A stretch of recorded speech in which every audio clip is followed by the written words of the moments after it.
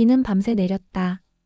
사당에서 빠져나온 여리의 어깨엔 아직 비비의 피가 남아 있었고 강철의 손끝은 차갑게 식어 있었다. 비는 그녀를 감쌌던 마지막 장막이자 모든 진실의 문을 여는 전조처럼 내렸다. 김봉인.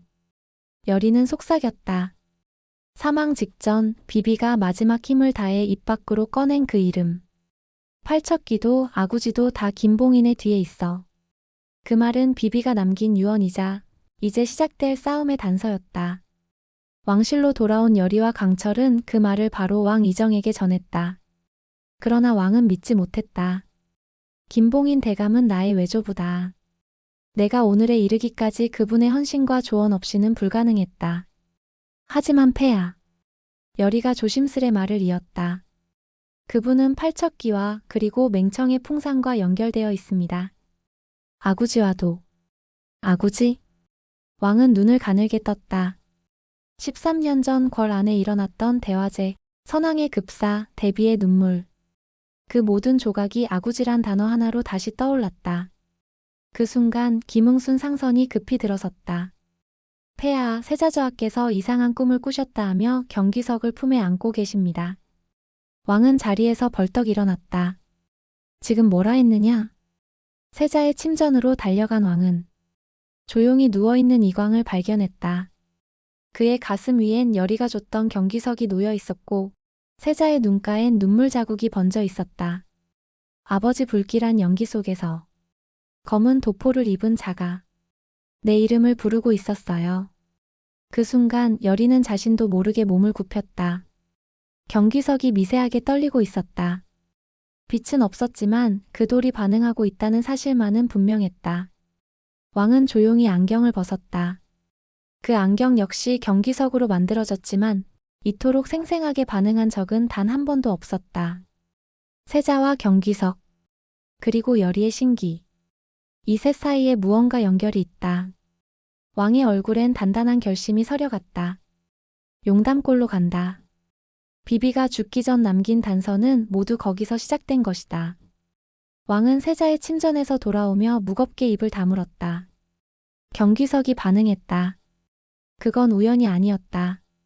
세자의 몸에 흐르는 피 그리고 경기석의 기운. 모두가 여리의 신기와 닿아 있었다. 용담골로 간다. 팔척기의 근원을 밝혀야 한다. 왕은 조용히 선언했지만 그의 말은 곧바로 조정 전체를 흔드는 메아리가 되었다. 왕이 직접 움직인다는 것, 그것은 조선의 법보다 위에 있는 선언이었다. 장차 신을 움직이고 민심을 흔들고 무엇보다 정치의 판을 뒤엎겠다는 신호였다. 하지만 그보다 먼저 움직인 자가 있었다. 김봉인. 김봉인은 밤새 조용히 대비전으로 사람을 들였다. 며칠 전 왕이 대비를 찾아가 추궁했던 일이 그의 예상보다 심각하게 번져 있었다. 결국 대비께서도 나를 의심하게 되었겠지. 김봉인은 비단 덮인 책상 위에 가만히 손을 올렸다. 거기엔 13년 전 대비가 올린 밀봉된 상소가 한 장 남아 있었다. 그 안엔 팔척기와 맹청 그리고 풍산에 대한 모든 보고가 기록되어 있었다. 그는 그 문서를 가만히 응시하다가 결국 불을 당겨 태워버렸다. 증거는 언젠가 칼이 된다. 그는 알았다. 왕이 벌을 묻지 않겠다고 했을 때 그것은 진심이었다. 하지만 그 진심은 은혜가 아닌 거리두기였다. 왕은 대비를 더는 정적이라 여기지 않았다. 그녀는 이미 아들을 잃었고 이미 벌을 받았다고 여겼다. 그리고 그것은 곧 정치에서 제외되었음을 뜻했다. 대비는 그날 이후 누구와도 만나지 않았다. 문을 닫고 자리를 비우고 입을 굳게 다물었다. 아들을 잃고 명분을 잃고 이제 그녀는 더 이상 움직일 수 없다. 그렇게 김봉인은 예상했다. 하지만 그는 몰랐다. 그날 대비전에서 왕이 나간 뒤 대비가 자신의 머리카락을 쥐어뜯으며 오열하던 그 밤. 그녀는 마지막으로 혼잣말을 남겼다. 김봉인. 나도 너를 지켜보겠다. 한편 풍사는 비비의 죽음을 보고도 움직이지 않았다. 팔척기가 강화되었고 야광주를 일부 흡수했으며 강철과 여리는 경기석, 세자, 왕과 함께 움직이고 있었다. 지금은 때가 아니었다. 왕이 움직인다. 풍사는 맹청에 남은 잔당들을 모으며 조용히 웃었다. 그럼 준비는 여기서 끝내야겠군. 그는 가슴속에서 오래된 부적 한 장을 꺼내 펼쳤다. 그 부적엔 봉인된 이름 하나가 쓰여 있었다. 팔척귀도 아니고 아구지도 아닌 야광기. 이제 두 번째 혼란이 시작된다. 용담골로 향하는 길은 생각보다 깊고 어두웠다. 왕 이정은 내금이 수십 명과 함께 말을 몰아 도착했지만 그 누구도 이 마을이 여전히 살아있다고 느끼진 못했다. 여기가 정말 예전 무당들이 터를 잡고 살던 곳인가 싶을 만큼 곳곳은 무너진 초가와 뿌리째 뽑힌 장승, 부서진 사당과 쪼개진 부적들만이 뒤엉켜 있었다. 왕은 말에서 내려 조용히 주변을 둘러보았다. 여기서 13년 전에도 굿이 열렸다고 했다. 여리는 조용히 고개를 끄덕였다. 제 외할머니 넙덕이 팔척귀를 천도하려 했던 마지막 장소였습니다. 허나 실패했고 이후 귀신들은 도성으로 향했다. 왕은 발걸음을 옮겼다.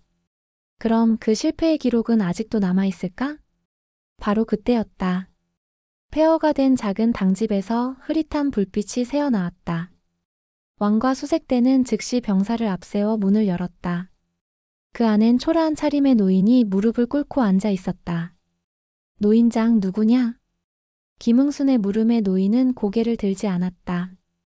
대신 가느다란 손으로 낡은 죽간 한 다발을 내밀었다. 이것이 여기가 마지막으로 남긴 기록입니다. 왕은 조심스럽게 죽간을 펼쳤다. 거기엔 누런 먹물로 그려진 한 귀물의 초상이 있었다. 몸은 비틀어졌고 머리는 절반이 불에 타 있었다. 그리고 그림 아래엔 작게 붉은 글씨로 세 글자가 적혀 있었다. 연종기. 왕은 숨을 삼켰다. 연종대왕의 이름을 붙인 귀신? 노인은 고개를 들지 않았다. 다만 입술을 떨며 조용히 말했다. 불 속에서 죽은 자는 이름을 태우지 않으면 영이 맴돕니다. 이 귀신은 죽어서도 이름을 지우지 못한 자입니다. 왕은 곧 깨달았다. 팔척귀의 기원은 단순한 저주가 아니었다. 이름과 신분 그리고 왕실의 과거. 연종대왕과 연관된 역사적 죄가 귀신을 만들었던 것이다. 그 순간 옆에 있던 여리가 갑자기 무릎을 꿇었다. 손이 떨리고 이마에 땀이 맺혔다. 강철이 곧바로 그녀를 부축했다. 여리야, 왜 그래? 모르겠어. 방금 그 귀신의 초상을 보는 순간부터 안에서 무언가가 끓어올라. 경기석은 세자에게 있고 왕 또한 경기석 안경을 지니고 있었지만 이 상황에서 반응한 건 여리의 몸이었다. 죽간의 붉은 글씨에서 발산되는 기운이 그녀의 신기를 자극하고 있었다. 왕이 노인을 바라보며 물었다. 이 귀신의 이름을 지운 자는 누구냐? 노인은 떨리는 손으로 마지막 장부 하나를 꺼내 펼쳤다. 거기엔 한 줄. 붉은 선 아래 적힌 단 한 사람의 이름. 김봉인. 부적은 피를 먹고 깨어나지. 그 피가 왕의 핏줄이면 더할 나위 없고. 풍사는 사당 깊숙이 숨겨진 신단 앞에 앉아 있었다. 그가 펼쳐놓은 것은 오래전 넙덕이가 사용하던 무쇠단지, 그리고 그 안에 봉인되어 있던 부적 한 장이었다. 야광기 오랜만이군. 풍사는 손가락을 그어 피를 떨어뜨렸다.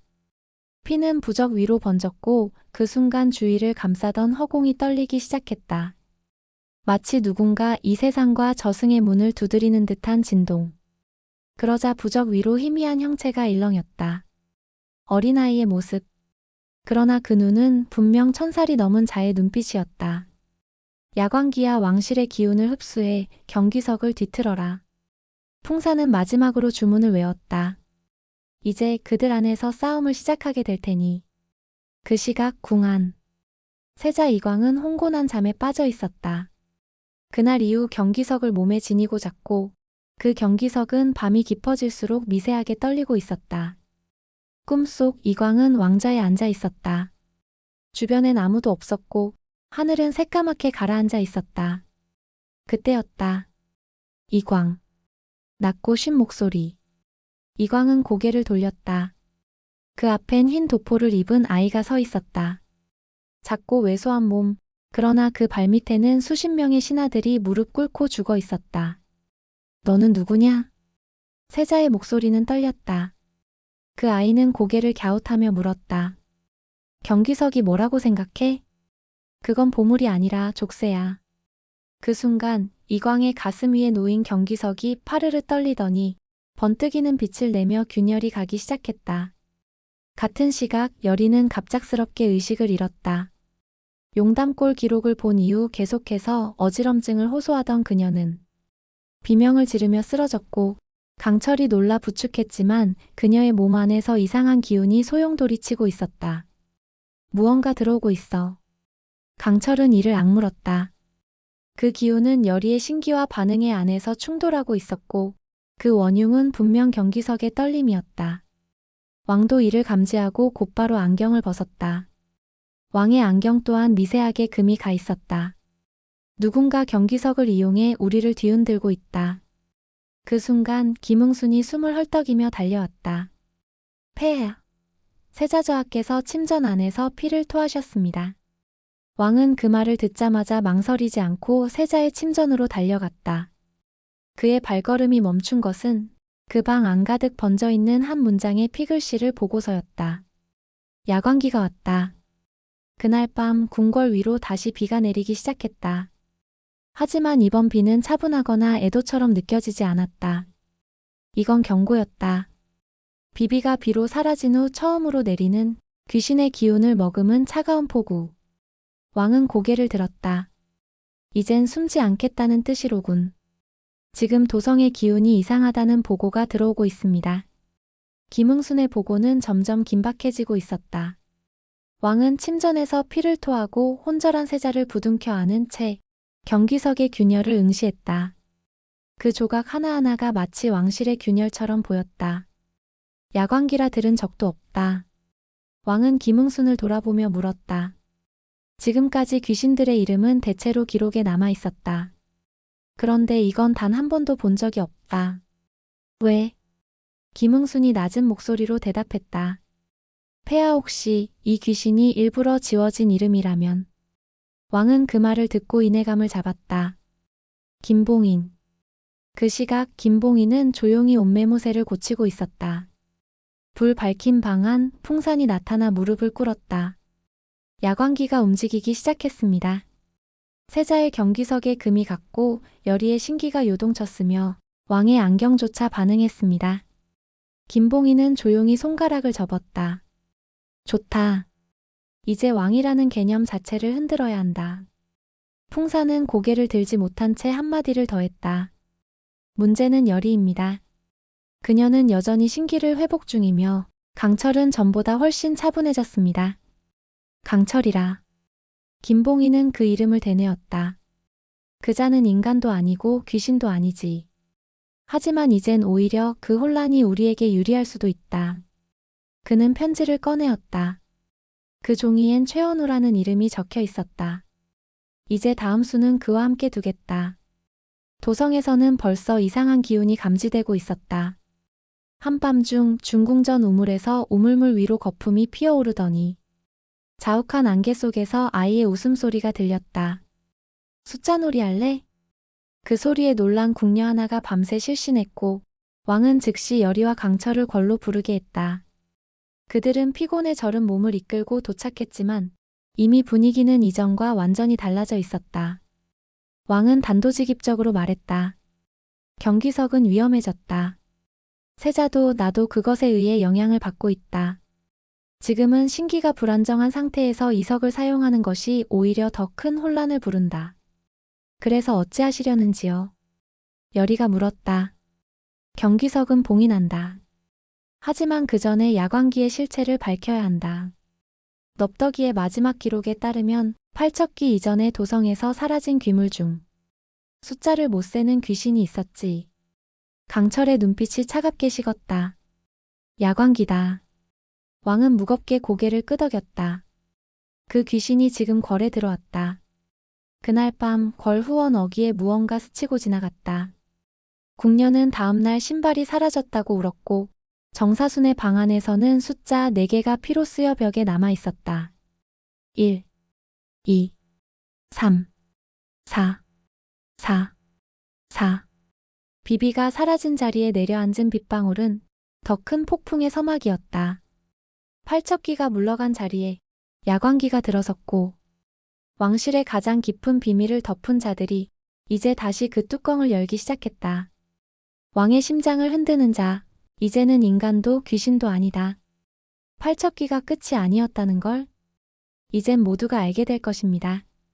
귀궁 13화 뇌피셜이 궁금하시다면 지금 바로 구독, 좋아요, 알림 설정까지 잊지 마세요.